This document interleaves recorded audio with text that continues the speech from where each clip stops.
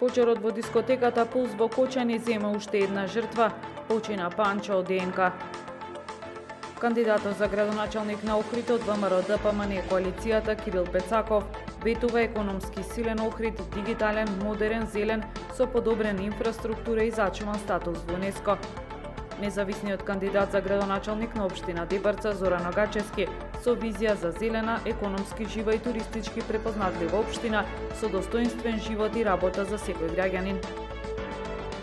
Денови на Еразмус Плюс во Охридската гимназија.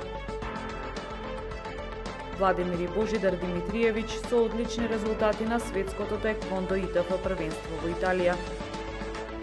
Времето утре променливо облачно со слаб дожд, температура во интервал од 6 до 17 степени. Следевте една минута вести на Охрид Нјуз.